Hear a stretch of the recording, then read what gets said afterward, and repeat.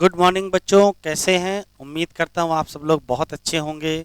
मैं हूँ डॉक्टर विनय वर्मा। आप देख रहे हैं सर्वोत्तम biology Lucknow YouTube channel. Channel को सब्सक्राइब करिए और वीडियो को लास्ट तक देखिए। उम्मीद है वीडियो पसंद आएगा। जाते वीडियो को लाइक करिए और इस वीडियो को अपने फ्रेंड्स को शेयर करिए। लास्ट लेक्चर पर हम लोगों ने बॉडी फ्लूइड एंड सर्कुलेशन में आरएच ग्रुप तक कंप्लीट कर लिया था।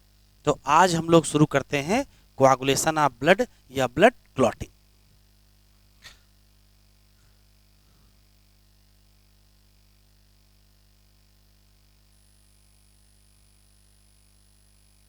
ब्लड क्लॉटिंग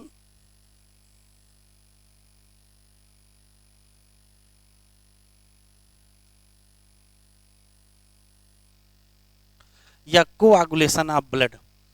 ब्लड क्लॉटिंग या कोआगुलेशन ऑफ ब्लड में लिखा क्या है? तो लिखा यह है कि जब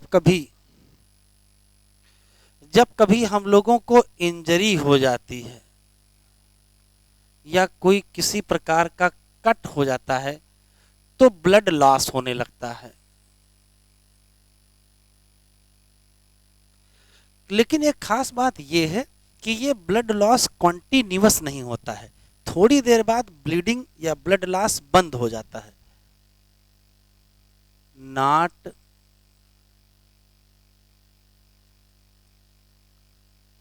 continuous bleeding stop after some time. अब ऐसा क्यों हुआ है तो वो समझना है। तो होता क्या है कि जो ब्लड है, ब्लड एक फिनोमेना को एग्जिबिट करता है। एग्जिबिट फिनोमेना, और उस फिनोमेना की जिम्मेदारी है कि ब्लड लॉस को प्रिवेंट करो। उस फिनोमेना का नाम है ब्लड क्लॉटिंग या को आगुलेशन ऑफ ब्लड। उस फिनोमेना का नाम ब्लड क्लॉटिंग या कोआगुलेशन ऑफ ब्लड है। और इस फिनोमेना की जिम्मेदारी है कि प्रिवेंट करो एक्सेस लॉस ऑफ ब्लड। अब कैसे प्रिवेंट करेगा वो समझिए। तो मान लेते हैं कि ये पर्टिकुलर कोई पॉइंट है, इस जगह इंजरी हो गई है और इसी जगह से ब्लड लॉस हो रहा है।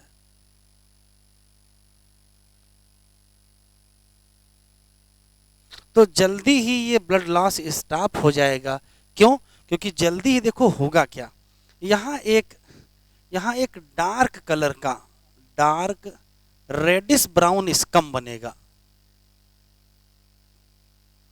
डार्क रेडिश ब्राउन स्कम बनेगा। कहाँ? At the site of injury. At site of injury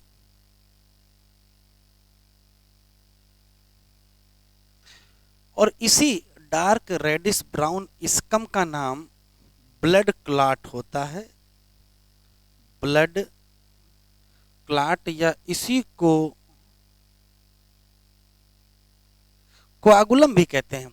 तो ब्लड क्लॉट या कोआगुलम ब्लड क्लॉटिंग के बाद बनता है। ये एक प्रकार का डार्क रेडिश ब्राउन स्कम होता है।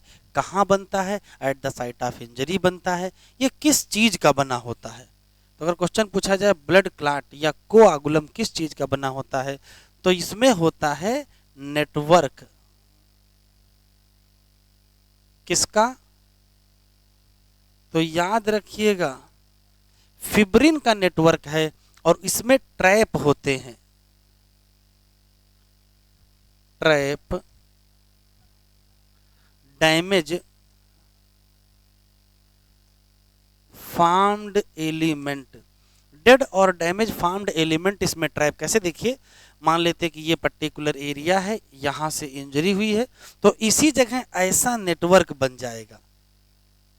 और इसी में क्या ट्रैप हो जाएंगे, इसी में farmed element RBC WBC platelet सब फिल हो जाएंगी और तब क्या बन जाएगा, डार्क रेडिश ब्राउन स्कम बन जाएगा। तो याद रखिएगा ब्लड क्लॉट क्या है, तो कहोगे नेटवर्क ऑफ फिब्रिन है। इसमें क्या ट्रैप है, डेड और damage farmed element. Specially farmed element में कौन है, तो अगर स्पेशली पूछेगा तो क्या बताएंगे, आरबीसी बताएंगे।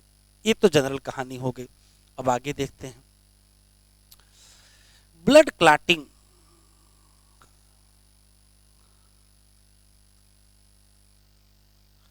ब्लड क्लॉटिंग के लिए चाहिए ब्लड क्लॉटिंग फैक्टर। और ब्लड क्लॉटिंग फैक्टर कहां प्रेजेंट होते हैं, प्रेजेंट इन प्लाज्मा। बस याद रखेंगे कि ये कैसे होते हैं, इनएक्टिव फैक्टर। एक क्वेश्चन, ब्लड क्लॉटिंग फैक्टर कितने चाहिए, तो याद रखेंगे 13 फैक्टर चाहिए। और 13 फैक्टर में से 13 के नाम अगर आपको ना याद हो तो कम से कम 4 फैक्टर के नाम याद रखना चाहिए। कौन कौन से, तो इसमें फर्स्ट फैक्टर, जिसमें सेकंड फैक्टर, जिसमें थर्ड फैक्टर और जिसमें फोर्थ। फर्स्ट फैक्टर जो है वो है फाइब्रिनोजेन। सेकंड फैक्टर है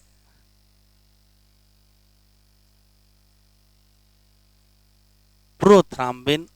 थर्ड फैक्टर है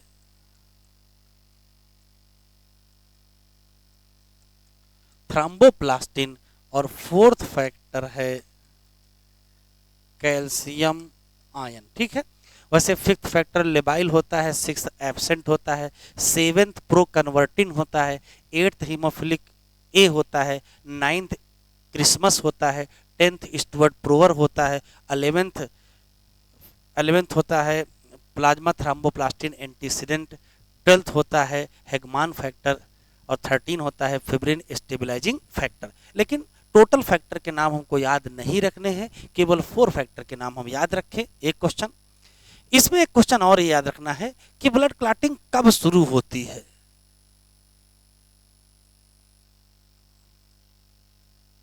इनिशिएट या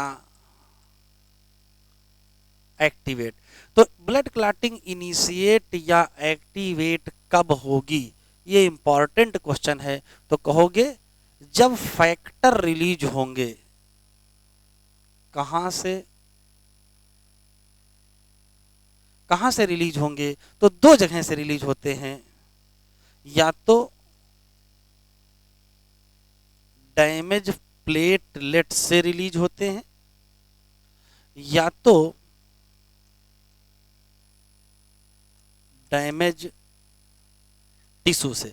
डैमेज प्लेटलेट और डैमेज टिश्यू से कुछ फैक्टर्स निकलते हैं, वही क्या करते हैं, इनिशिएट या एक्टिवेट कराते हैं ब्लड क्लॉटिंग। अगर क्वेश्चन पूछा जाए कौन सा फैक्टर निकलता है, तो यहां से जो फैक्टर निकलता है वो फैक्टर नंबर 3 है, जिसका नाम थ्रोम्बोप्लास्टिन है। टिश्यू से निकलेगा तो टिश्यू थ्रोम्बोप्लास्टिन कहेंगे, और प्लेटलेट से निकलेगा तो प्लेटलेट थ्रोम्बोप्लास्टिन कहेंगे। ठीक है, एक क्वेश्चन ये हो गया। दूसरा, कौन सा फैक्टर है जो सबसे पहले एक्टिवेट होता है, तो याद रखेंगे वो फैक्टर नंबर 12 होता है। अब आगे मैकेनिज्म है। अगर आपसे क्वेश्चन पूछा जाए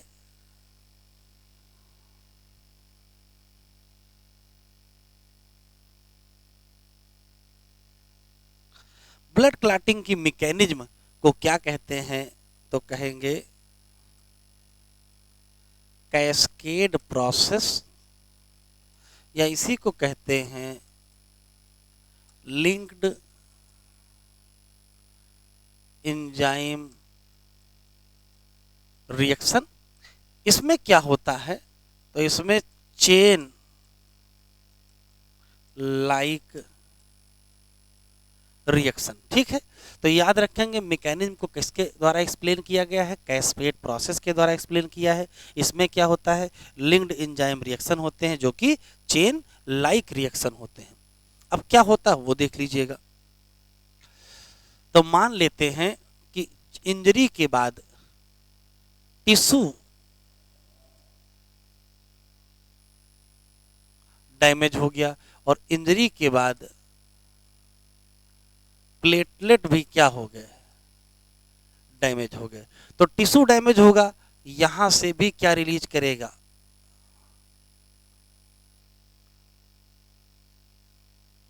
थ्रोम्बोप्लास्टिन। और प्लेटलेट डैमेज होगा तो यहां से भी क्या रिलीज होगा, थ्रोम्बोप्लास्टिन। दोनों से थ्रोम्बोप्लास्टिन निकलेगा, लेकिन इसको कहेंगे टिश्यू थ्रोम्बोप्लास्टिन, इसको कहेंगे प्लेटलेट थ्रोम्बोप्लास्टिन। इन दोनों थ्रोम्बोप्लास्टिन का एक ही पर्पज होता है, इन दोनों थ्रोम्बोप्लास्टिन का केवल एक पर्पज होता है कि एक एंजाइम कॉम्प्लेक्स बनाना है। क्या बनाना है,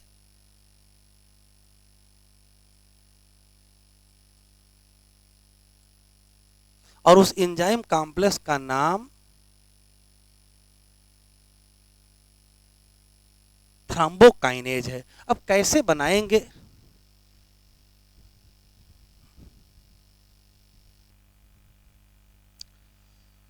तो एंजाइम कॉम्प्लेक्स थ्रोम्बोकाइनेज बनेगा। अब थ्रोम्बोकाइनेज की स्थिति देखो क्या है, थ्रोम्बोकाइनेज करेगा ये कि एक इनएक्टिव फैक्टर पाया जाता है जिसका नाम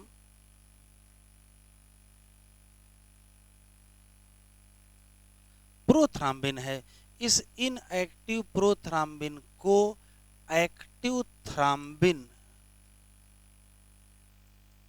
में कौन कन्वर्ट करेगा, तो आंसर देंगे थ्रोम्बोकाइनेज। और ये जो एक्टिव थ्राम्बिन है ये क्या करेगा, एक इनएक्टिव फैक्टर है जिसका नाम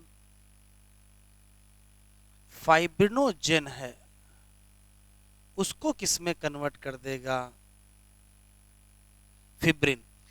तो ध्यान से सुने, फैक्टर कौन से लगते हैं, तो थ्रोम्बोकाइनेज बनने में अगर टिश्यू डैमेज वाला है तो इसमें factor number 4, factor number 5, factor number 7 और फैक्टर नंबर 10। और अगर इधर की बात करेंगे तो इधर भी 4, फिर 5, 8, 9, 10, 11 और 12। होता यह है कि डैमेज टिश्यू का जो थ्रोम्बोप्लास्टिन है वो इन फैक्टर से मिल करके थ्रोम्बोकाइनेज बनाएगा, जबकि प्लेटलेट का जो थ्रोम्बोप्लास्टिन है वो इन फैक्टर से मिल करके थ्रोम्बोकाइनेज बनाएगा। ये प्रोथ्राम्बिन को थ्राम्बिन में कन्वर्ट करेगा, इसमें भी कैल्शियम मतलब फैक्टर नंबर 4 लग जाएगा, और इसमें भी कैल्शियम मतलब फैक्टर नंबर 4 लग जाएगा। ये जो फिब्रिन बने हैं, फिब्रिन के थ्रेड बनेंगे और इससे बनेगा फिब्रिन का नेटवर्क।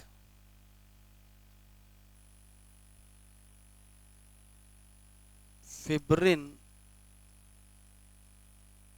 नेटवर्क, और फिब्रिन के नेटवर्क में ट्रैप हो जाएंगे डेड और डैमेज। तो जब इसमें ट्रैप हो जाएंगे डेड या डैमेज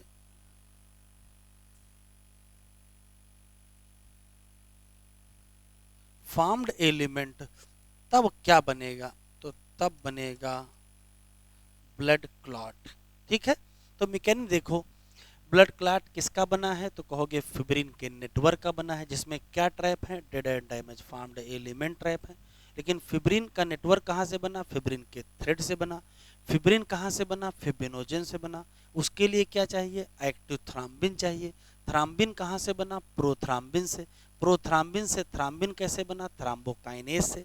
थ्राम्बोकाइनेज के एंजाइम कॉम्प्लेक्स से कहाँ से बनेगा, थ्राम्बोप्लास्टिन, जो कहाँ से आएगा, डैमेज टिश्यू से या डैमेज प्लेटलेट से। ठीक है, तो अगर ध्यान से देखें तो कैल्शियम या फैक्टर नंबर 4 हर जगह इन्वॉल्व हो रहा है, यहाँ भी इन्वॉल्व है और यहाँ भी इन्वॉल्व है। अब इसी बात को हम लोग एनसीईआरटी से देख लेते हैं।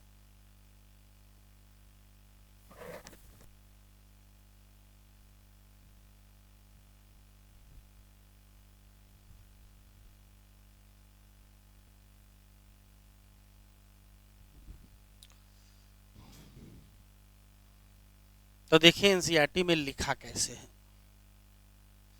लिखा कुछ ऐसे है कि जब कभी आपकी फिंगर कट जाती है तो आपका जो वुंड है वो डज नॉट कंटिन्यू ब्लीड, ये हमेशा बहता नहीं रहता खून यहाँ से, क्योंकि ब्लड स्टॉप कर जाता है flowing after the some time. कह रहा डू नो व्हाई, तो आप बताओगे जो ब्लड है वो एक फिनोमेना एग्जिबिट करता है जिसको कहते क्या है, कोआगुलेशन, या उसको क्या कहते हैं, क्लॉटिंग।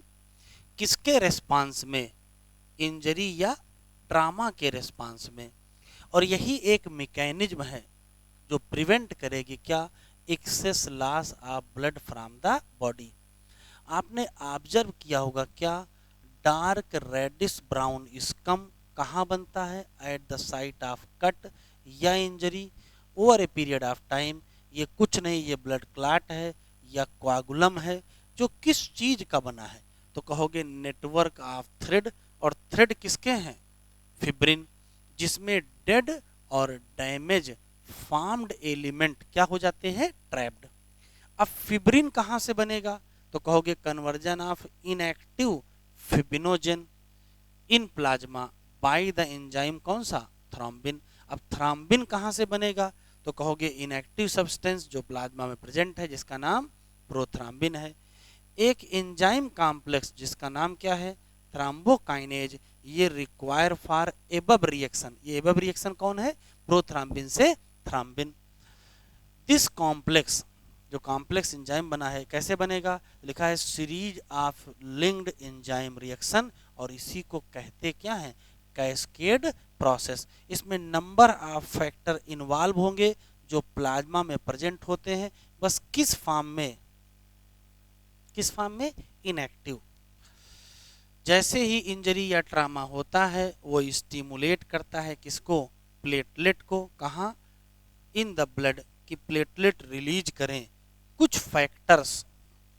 वो क्या करेंगे, वो एक्टिवेट करेंगे क्या, मैकेनिज्म ऑफ कोआगुलेशन। क्या करेंगे, मैकेनिज्म ऑफ कोआगुलेशन। कुछ फैक्टर हैं जो रिलीज होते हैं किसके द्वारा, टिश्यू के द्वारा, at the site of injury, वो भी इनिशिएट कराते हैं किसको, कोआगुलेशन को। आखिरी line, calcium ion play very important role in किसमें, तो आंसर देंगे क्लॉटिंग में। ठीक है बच्चों, चलिए अगली हेडिंग है टिश्यू फ्लूइड या लिम्फ। तो पहले इसको हम लोग समझ लेते हैं, उसके बाद टिश्यू फ्लूइड देख लेते हैं।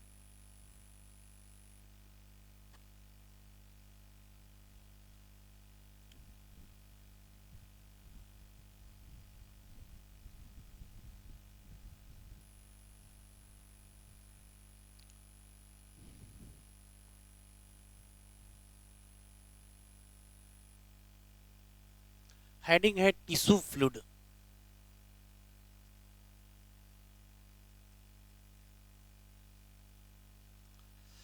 देखो इसमें क्या होता है, मान लेते हैं कि ये ब्लड कैपिलरी है,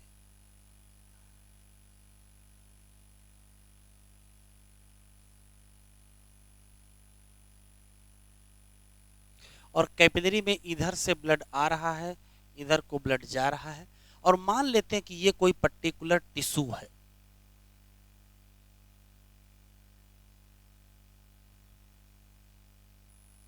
और टिश्यू में सेल्स पाई जाती हैं, मान लेते हैं ये टिश्यू की सेल्स हैं। तो होता ये है कि जब ब्लड किसी पर्टिकुलर टिश्यू से गुजरता है या ब्लड की कैपिलरी टिश्यू से गुजरती हैं, तो यहां से कुछ चीजें लीक करके यहां चली जाती हैं। अब क्या क्या लीक करेगा वो समझिए। तो देखिए क्या क्या आता है, वाटर और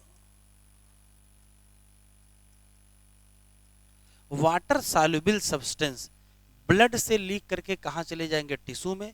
लेकिन क्या नहीं जाएगा,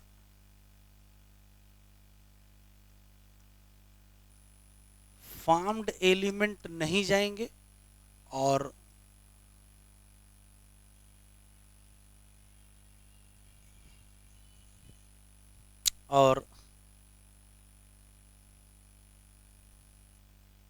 लार्जर प्रोटीन भी नहीं जाएंगे। तो अगर आपसे क्वेश्चन पूछेगा कि जब ब्लड किसी पर्टिकुलर टिश्यू से गुजरता है तो water and water soluble substance leak कर जाते हैं कैपिलरी से, कहाँ, टिश्यू में, लेकिन ब्लड में ही क्या रह जाते हैं, फार्म्ड एलिमेंट और लार्जर प्रोटीन। और ये लीक करके कहाँ फिल हो जाएंगे, ये लीक करके टिश्यू में सेल के बीच बीच में भर जाएंगे, फिल्ड हो जाएंगे। वो फ्लूइड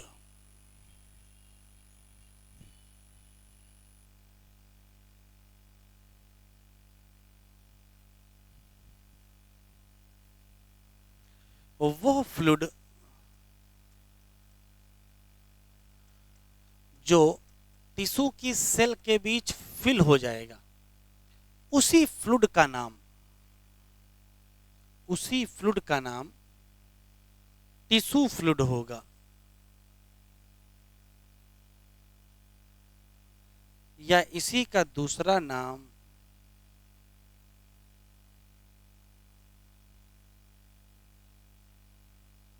इंटरस्टिशियल फ्लूइड होगा।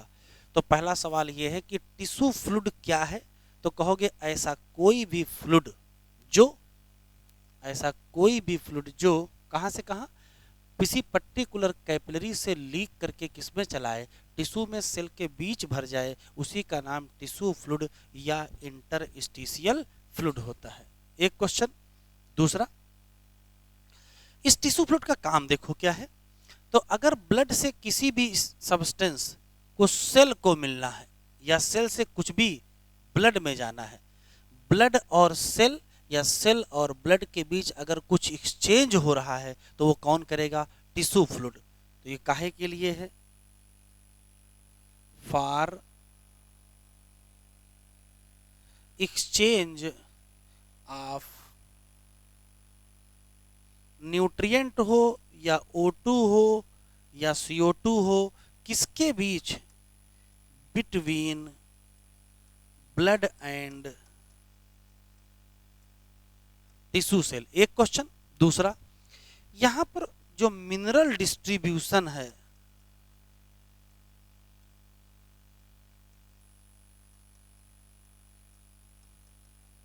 यहां जो मिनरल डिस्ट्रीब्यूशन है वो सेम है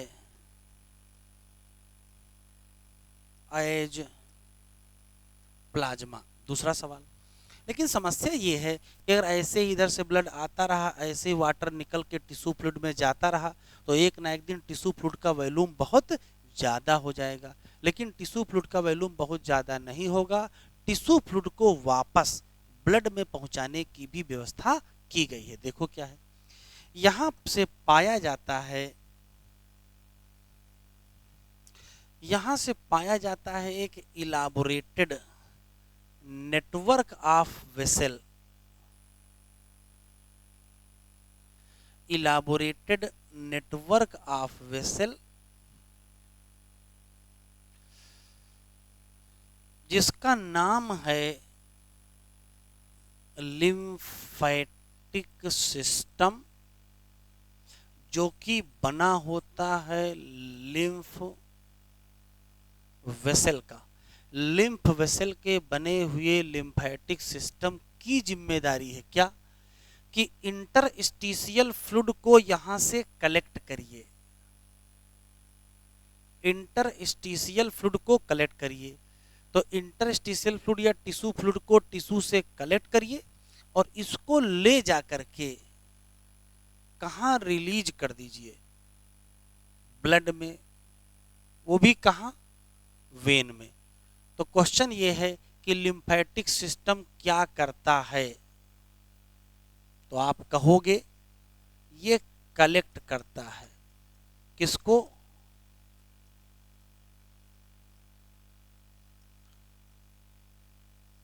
इंटरस्टिशियल फ्लूइड को, और इसको ड्रेन बैक करता है, किसमें, इन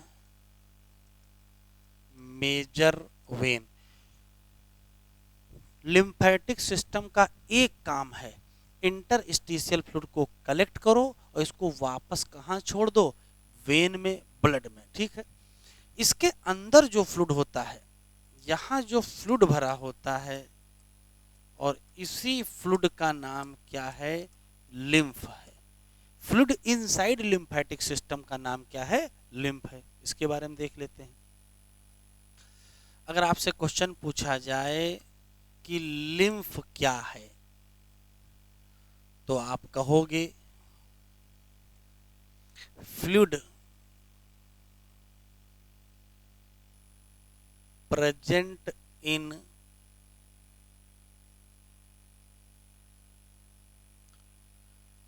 लिम्फेटिक सिस्टम। दूसरा सवाल, इसकी खास बात है कि ये कलरलेस फ्लूइड होता है। जैसे आप कहोगे ये कलरलेस फ्लूइड होता है, वैसे पूछेगा क्यों, तो आप कहोगे आरबीसी क्या होती है? एब्सेंट होती हैं। लेकिन इसमें पाई जाती हैं स्पेशल लिम्फोसाइट, और अगर लिम्फोसाइट हैं तब तो डब्ल्यूबीसी हैं। काहे के लिए?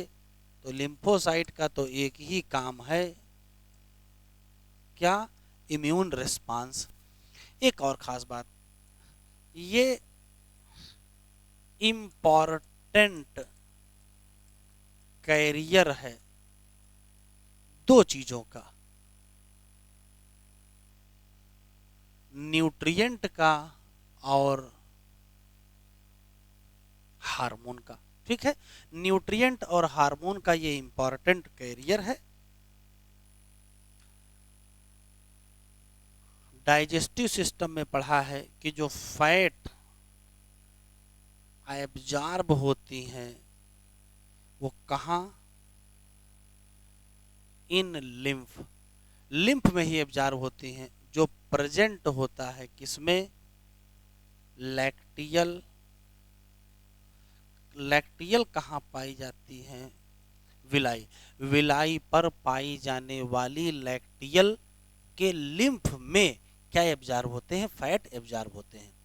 याद रखेंगे, लिम्फ में आरबीसी एब्सेंट है, लेकिन डब्ल्यूबीसी क्या है?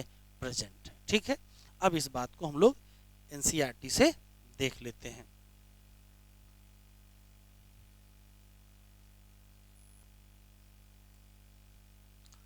चलो देखते हैं इसको एनसीईआरटी में कैसे लिखा हुआ है।